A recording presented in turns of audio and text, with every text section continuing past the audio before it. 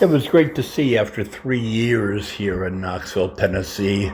Uh, the face behind the name, Haslam, that I have seen all over Knoxville, Tennessee here, whether it's a business school at the University of Tennessee, the Music Center at University of Tennessee, uh, park dedications at Lakeshore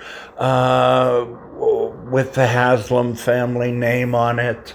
Um, so it was nice. Come the middle of last month in March, that I was able to see Jim Haslam, the executive director of the Pilot Corporation, the former chairman of the Pilot Corporation, that is still headquartered here in Knoxville, although the family recently sold their stake in it.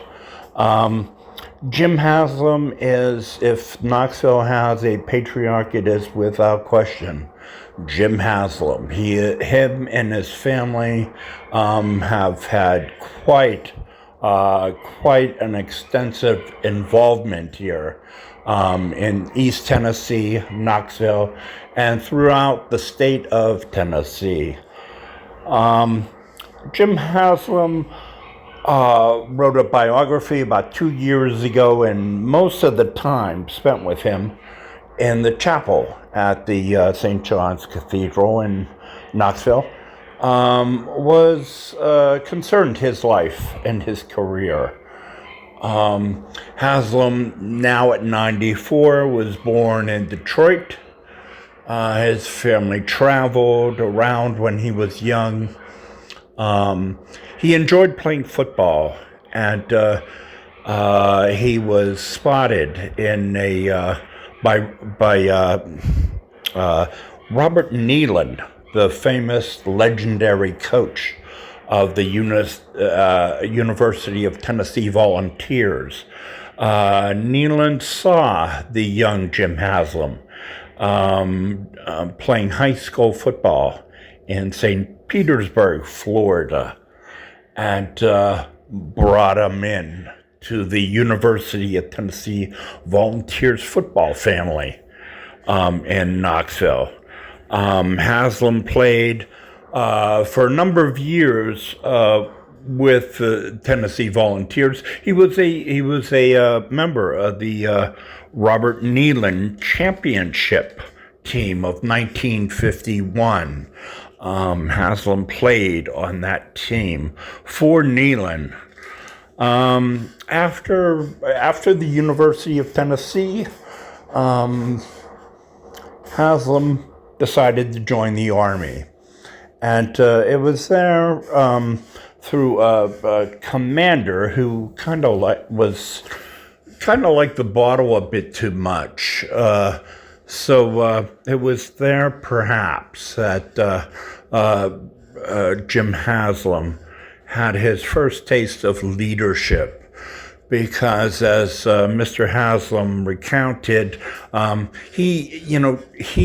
Jim Haslam had to step up and take control and lead the troops in his platoon because his commander could not, because of his alcoholism. So it was interesting that it was a very important moment for him during his time in the Army. After the Army, Haslam joined Fleet Oil. This is in the early 50s, but the early 50s, mid 50s, he joined Fleet Oil. And in time, Haslam became the manager of all the Sail Oil gas stations. Sail Oil was the franchise part of Fleet Oil. And by the time Jim Haslam left Sail Oil, he was managing 6 gas stations He left in '58 because he wanted to run his own gas station. He didn't want to be under Fleet Oil and just manage Sail Oil. He wanted his own gas stations. So in 1958, Jim Haslam left, and he opened his first gas station in Gate City, Virginia in 1958. He bought it for $6,000. And he said he had 4 pumps and sold pop and cigarettes. By 1965, that one gas station in Virginia had become about a dozen gas stations in 1965. And we're not just in Virginia, but now we're in Virginia and in Tennessee. In 1974, Pilot Corporation began convenience stores and started to buy various convenience stores as well as build their own.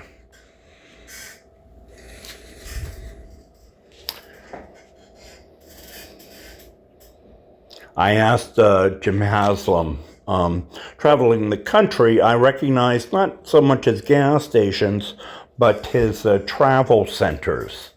And I asked Jim Haslam when the company began buying travel stations and owning travel stations, or travel centers, as they were called. He said he had bought his first truck stop in 1981 in Corbin, Kentucky. And he said he was lucky getting into the truck stop business at that time, because if you remember, at that time, trucking was deregulated in the country. So truckers were no longer confined to a specific route or an area. They could travel wherever. And so truck stops with showers were vital and were quite an asset for truckers traveling the country, where they could stop in, get a shower, get diesel gasoline, have convenience stores, food to eat, and a place to rest.